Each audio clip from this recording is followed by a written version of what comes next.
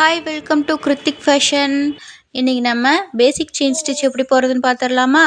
நம்ம first line போட்டுக்கலாம்.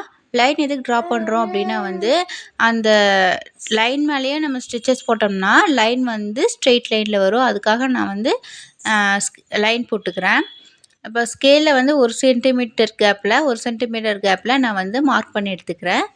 அதுக்கு முன்னாடி நான் இன்ஸ்ட்ரக்ஷன்ஸ் எல்லாமே கொடுத்துட்றேன். இது நீடில் ஆரி நீடில். இது அதோட ஹெட் பார்ட்டு.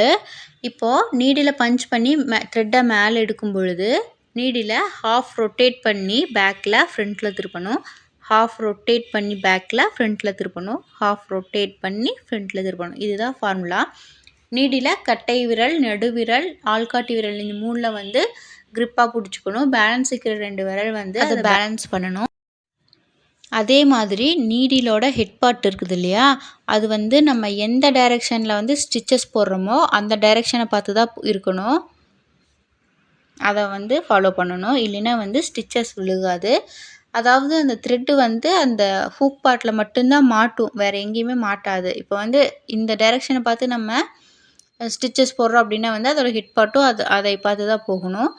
சப்போஸ் இன்கேஸ் நம்ம திருப்புறோம் அப்படின்னாலும் நீடிலோட ஹெட் பார்ட் மட்டும் திருப்பினா போதும். செயின் ஸ்டிச் போட ஸ்டார்ட் பண்ணிடலாம். இப்போ நான் ஜரி த்ரெட் எடுத்திருக்கேன். ஜரி த்ரெட்டை நம்ம நாட் போடணும்.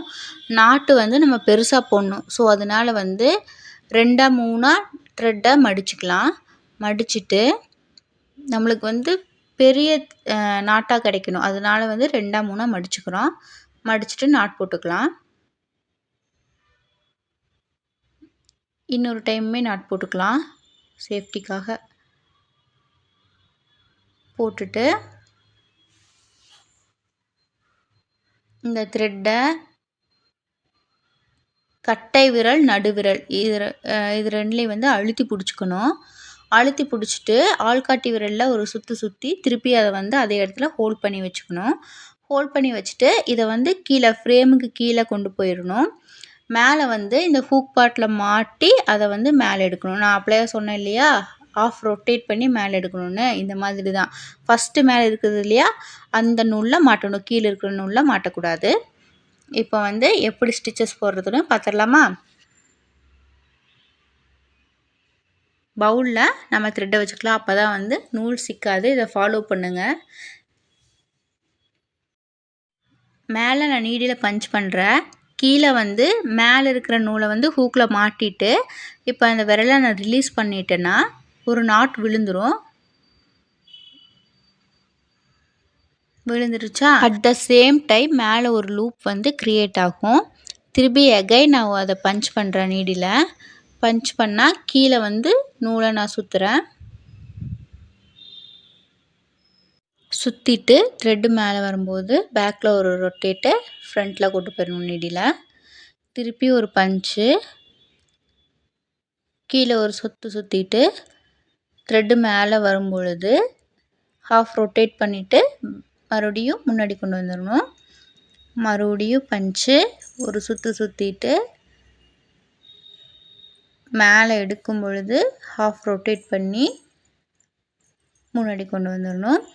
அதாவது கிளாத்தும் நீடிலும் மீட் பண்ணும் இல்லையா, இன்டர்செக்ட் ஆகும் இல்லையா, அந்த இடத்துல நம்ம ஹாஃப் ரொட்டேட் பண்ணி நீடில் முன்னாடி கொண்டு வந்தோம்னா ஒரு லூப் க்ரியேட் ஆகும். இதையவே நம்ம கண்டினியூ பண்ணோம்னா செயின் ஸ்டிச் நம்ம இதுவே தான் வீடியோ ஃபுல்லாகவே கண்டினியூ பண்ண போகிறோம். நம்ம ஸ்டார்டிங்கில் பிகினர்ஸ் ஜரி த்ரெட் யூஸ் பண்ணும்போது ரொம்ப க்ரிப்பாக இருக்கிற மாதிரி இருக்கும். நம்ம அதை ஹூக் பார்ட்டில் மாட்டி இழுக்காமல் ஸ்மூத்தான சர்ஃபேஸில் கொண்டு அதுக்கப்புறம் த்ரெட்டை வெளியே எடுத்திங்கன்னா ஈஸியாக வந்துடும். நம்ம செயின் ஸ்டிச் போட்டு முடித்தாச்சு.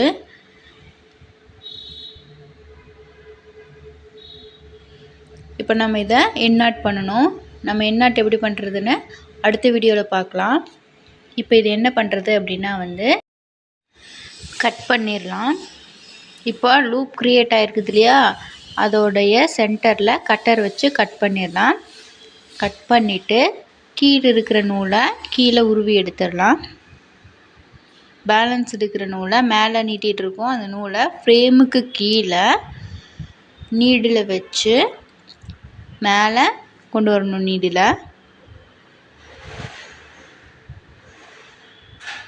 பாருங்கள், ஹூக் பார்ட்டில் மாட்டி மேலே கொண்டு வந்து கீழே த்ரெட்டை இழுத்து விட்டுருங்க. உங்களுக்கு இந்த வீடியோ பிடிச்சிருக்குன்னு நினைக்கிறேன். கண்டிப்பாக மறக்காமல் சேனலை சப்ஸ்கிரைப் பண்ணுங்கள், லைக் பண்ணுங்கள், ஷேர் பண்ணுங்கள். ஏதாவது புரியலைன்னா கமெண்ட் பண்ணுங்கள். தேங்க்யூ.